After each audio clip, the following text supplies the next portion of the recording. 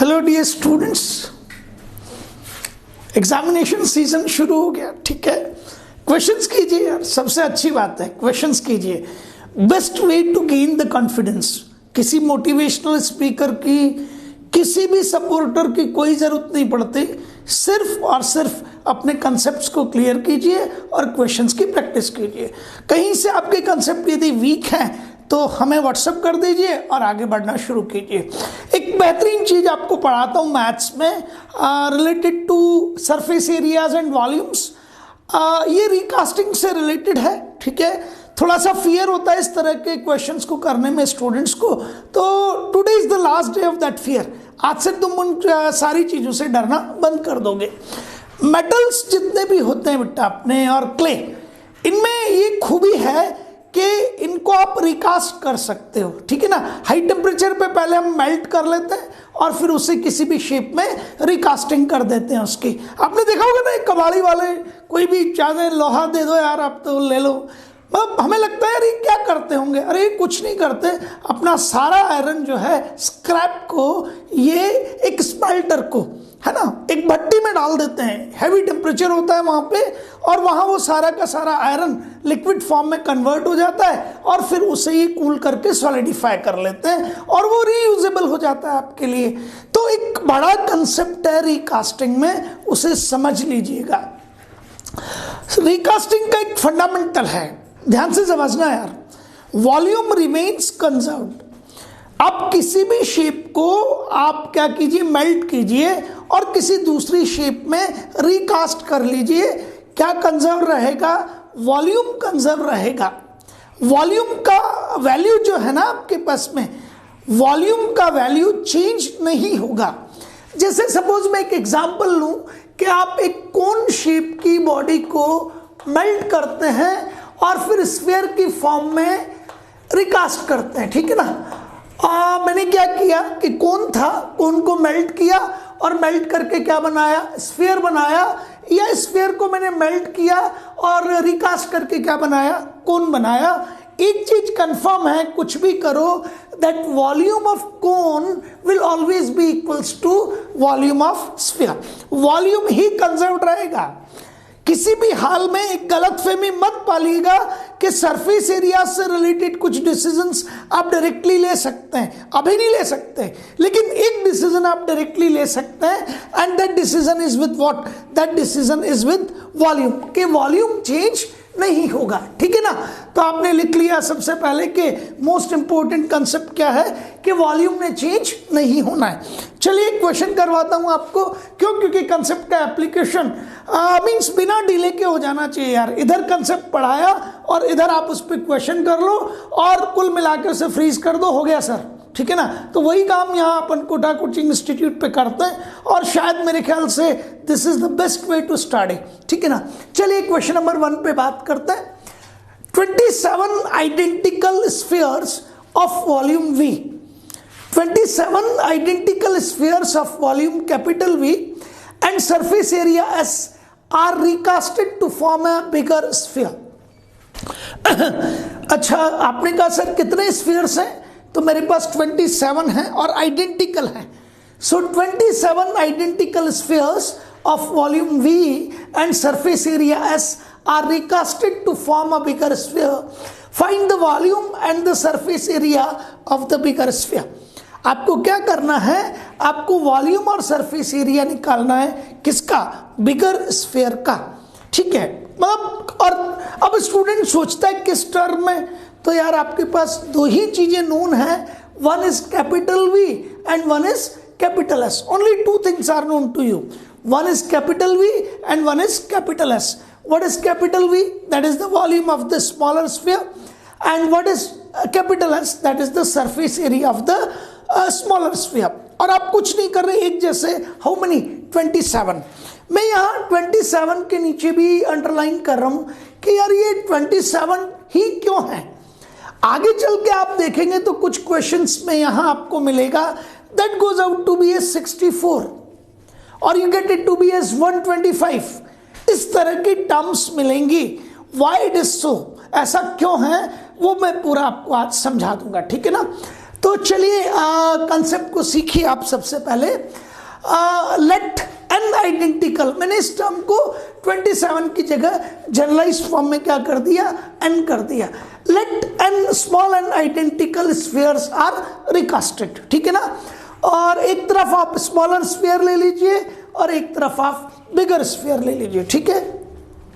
सब लोगों को पता है और बहुत डिटेल में सबका पढ़ा हुआ है, स्फीयर में एक ही आपके पास क्वांटिटी है, दैट इज रेडियस, ठीक है ना। और यहां हम जो बात कर रहे हैं we are talking about solid spheres, है ना।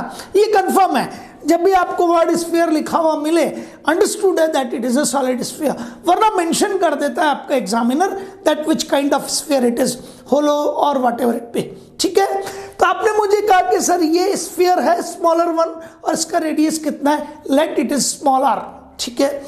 और ये बिगर स्फीयर है और इसका रेडियस कितना है, इट इज कैपिटल आर, ठीक है ना। Smaller sphere radius is small r, bigger sphere radius is what, capital r, ठीक है। मैंने आपको कहा कि volume of the smaller sphere कितना है, 4/3 पाई आर क्यूब, फॉर्मूला मालूम है आपको। And volume of the bigger sphere is 4/3 pi are cube, ये capital are cube. Let it is V dash and let it is V, ठीक है। अभी अभी मैंने आपको कंसेप्ट समझाया था कि भाई आपने ये जो बिगर स्फीयर बनाया ये कितने स्फीयर से बनाया, एन आइडेंटिकल स्फीयर से। अच्छा, इसका वॉल्यूम कितना है, v, और इसका वॉल्यूम कितना है, v डैश। अब आप समझते हैं कि स्मॉलर स्फीयर 1 उसका वॉल्यूम इतना, फिर स्मॉलर स्फीयर 2 उसका वॉल्यूम भी इतना, स्मॉलर स्फीयर 3 उसका वॉल्यूम भी इतना, ऐसे कितने आइडेंटिकल स्फीयर्स हैं, n। तो यदि 2 स्फीयर्स होते तो दिस प्लस दिस 2 बार आता, 3 स्फीयर्स होते तो दिस प्लस दिस 3 टाइम्स हो जाता। तो n identical smaller spheres, n identical smaller spheres, इनका टोटल वॉल्यूम कितना हो जाएगा, 4/3 pi are cube into n। ये मेरे पास था, समझिएगा ये बहुत इंपॉर्टेंट चीज है। मेरे पास इस तरीके के कितने n आइडेंटिकल स्फीयर्स थे, हाउ मेनी n, और एक स्फीयर का वॉल्यूम कितना था, 4/3 पाई आर क्यूब। तो n का कितना होगा, क्योंकि सबका एक जैसा है, तो एक का वॉल्यूम 4/3 पाई आर क्यूब था, तो n स्फीयर्स का वॉल्यूम हो गया n into 4/3 pi are cube, ठीक है। ये मेरे पास टोटल वॉल्यूम है, कितना है, n into 4/3 pi are cube. मेरे पास इतना वॉल्यूम है। अब मैंने इसको मेल्ट करना है, तो इस वॉल्यूम को मैंने मेल्ट करना है, ठीक है। कितना वॉल्यूम है, n कितना है, n आइडेंटिकल स्फीयर्स, एक का वॉल्यूम इतना, total volume n into 4/3 pi are cube, agreed, ठीक है। इस पूरे वॉल्यूम को मेल्ट करके एक बिगर स्फीयर को फॉर्म करना है। इस पूरे वॉल्यूम को मेल्ट करके एक बिगर स्फीयर को फॉर्म करना है। अभी अभी कंसेप्ट समझाया था कि जितने भी रिकास्टिंग के क्वेश्चंस हैं उनमें वॉल्यूम वही रहेगा, वॉल्यूम कंजर्व्ड रहेगा, वॉल्यूम चेंज नहीं होगा।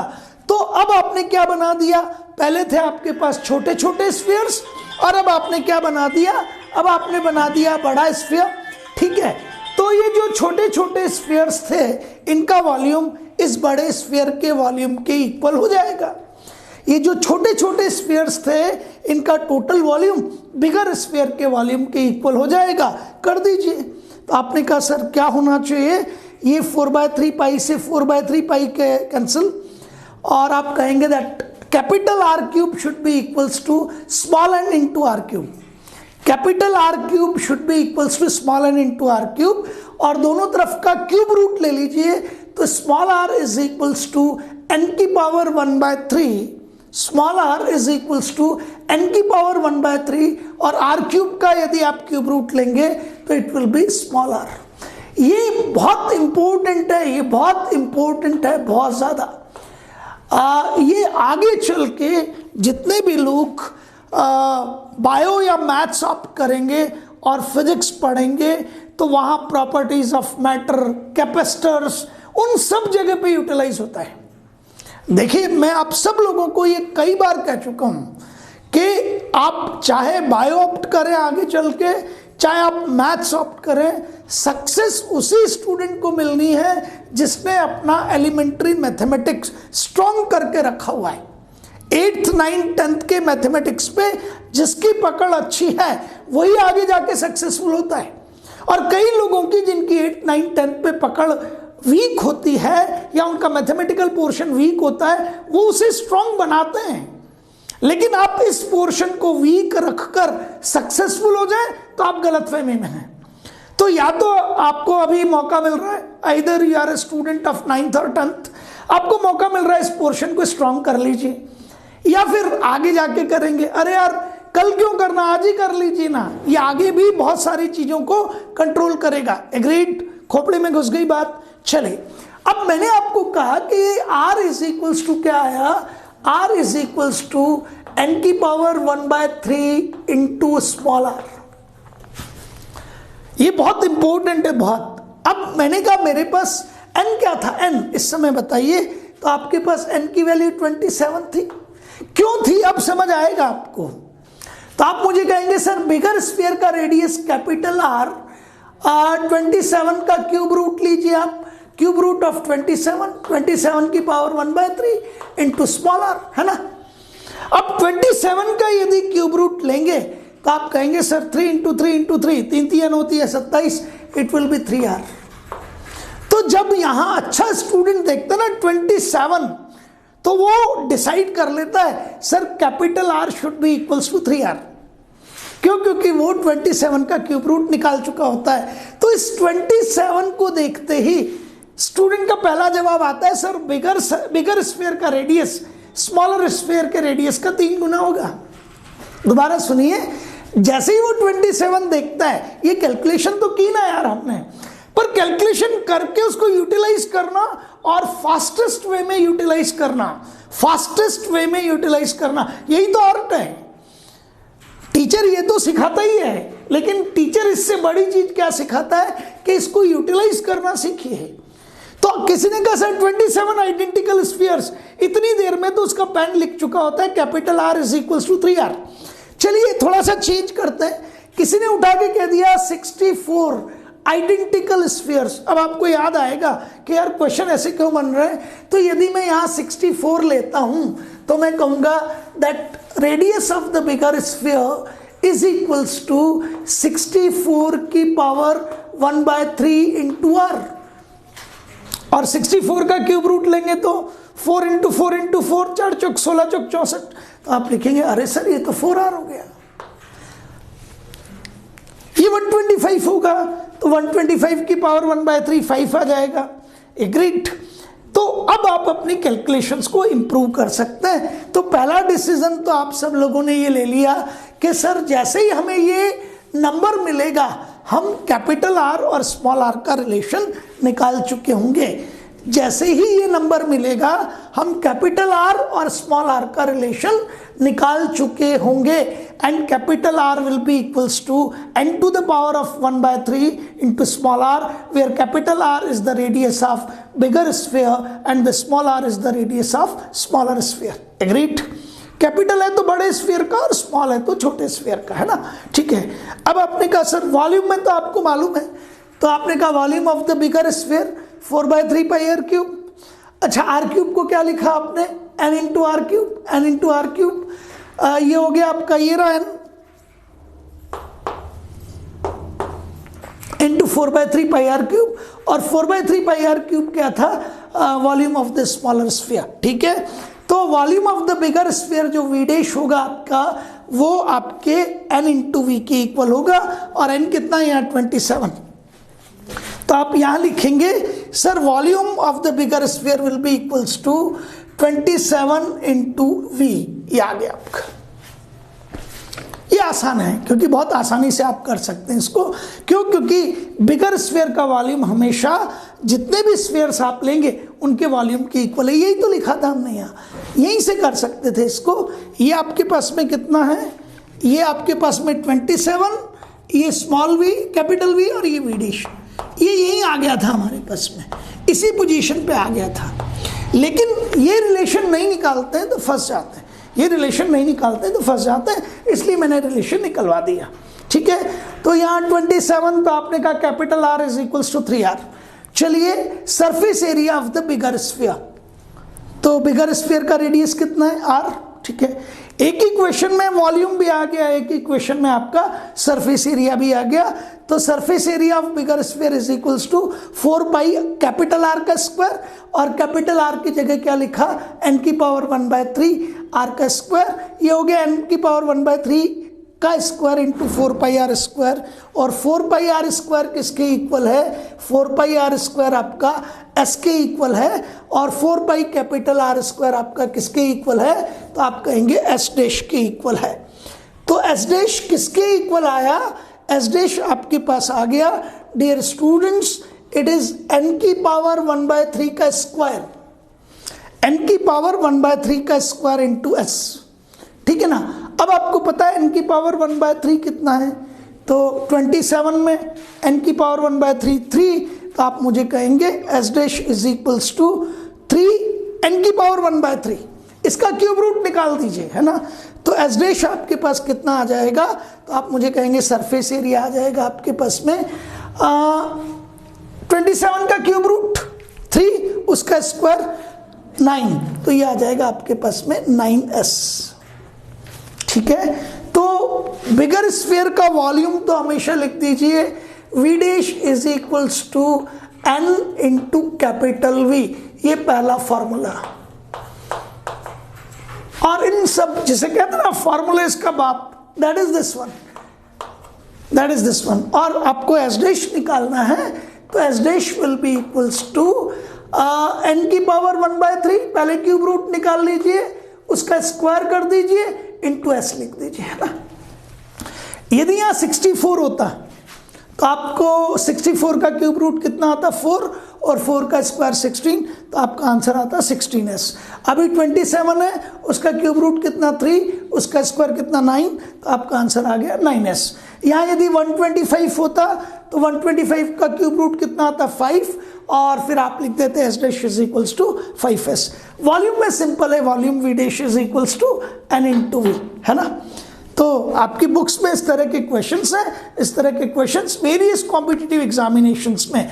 आगे चल के जहाँ पे भी आपको मैथमेटिक्स का इन्वॉल्वमेंट है, इट इज़ जनरल मैथमेटिक्स, ये ज्योमेट्री का बहुत इंपॉर्टेंट पार्ट है हर जगह, चाहे एनडीए ले लीजिए आप, ठीक है ना, या किसी तरह कोई भी कैटेगरी का एग्जाम दीजिए, जहाँ पर भी एप्टीट्यूड के बारे में, मैथ्स के बारे में पूछा जाएगा, इस तरह के क्वेश्चंस आते हैं और बहुत इजीली आप आगे बढ़ सकते हैं। तो एक तो ये पता लग गया सब लोगों को कि यहाँ क्या नंबर आएगा, n, तो आप कहोगे सर n वो नंबर होगा जिसका क्यूब रूट आसानी से निकल जाएगा, और surface area of the bigger sphere S dash will be equals to n की पावर 1/3 का स्क्वायर इंटू S।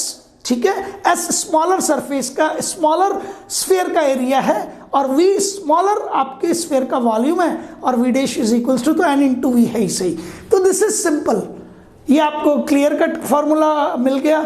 लेकिन आपको ये पता करना ये आया कैसे, तो इसमें सबसे बड़ा रूल है कि बिगर स्फीयर का radius capital R is equals to n की पावर 1/3 इंटू स्मॉलर स्फीयर का रेडियस होगा।